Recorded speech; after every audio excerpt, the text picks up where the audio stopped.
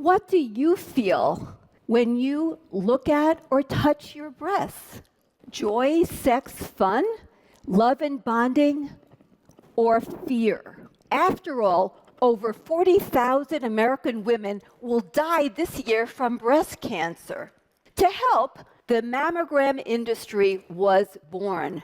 Breast cancer is now being screened, and it's recommended that all women be screened over the age of 40 every year with a mammogram. But does this actually make a difference?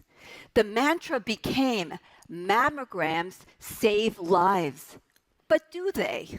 I recommended mammograms to all of my appropriate patients. I totally believe that mammograms save lives. And when I reached the age of 40, I began having screening mammograms every year myself.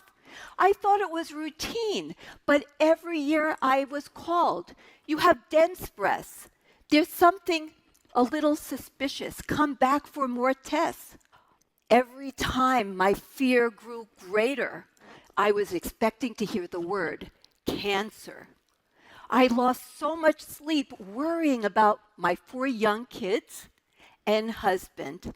I finally decided to look at the data and decide whether all of these screening mammograms were really making my life better. I started with screening data and safety data. It turns out that screening is not always what you think in terms of safety.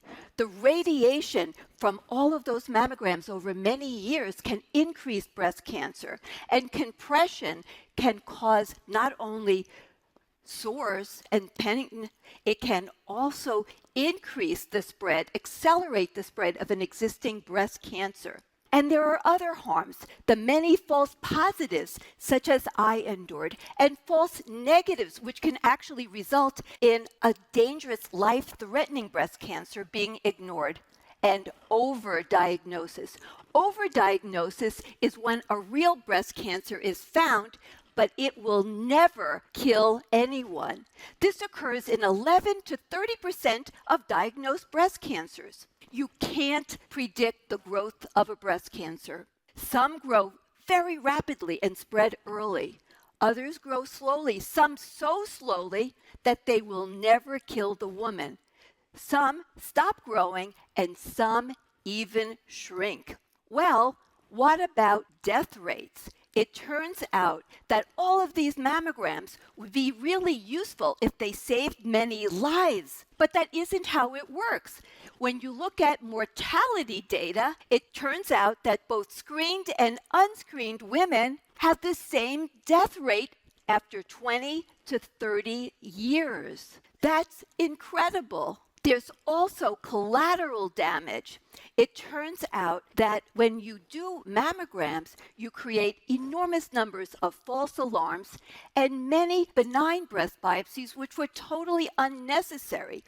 All of this creates a great deal of anxiety and harm to the women.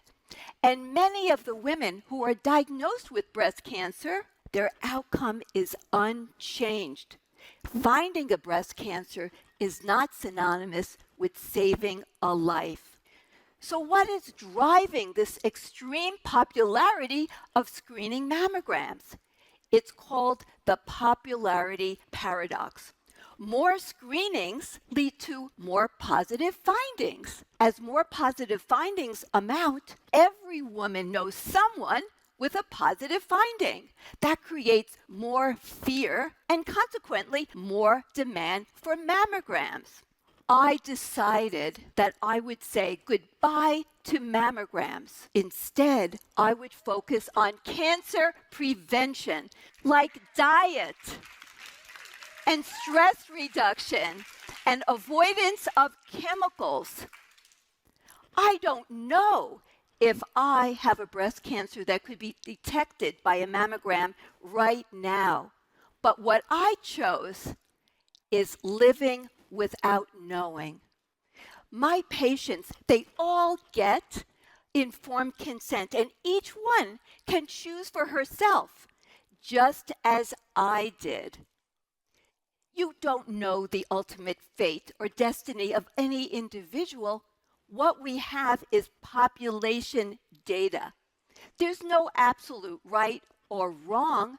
It's a personal choice. So what about you? What screening tests will make your life happier and healthier? For every screening test, think about the data. Look at the data, the outcomes, the safety, the collateral damage, and then say to yourself, will this make my life better? Thank you.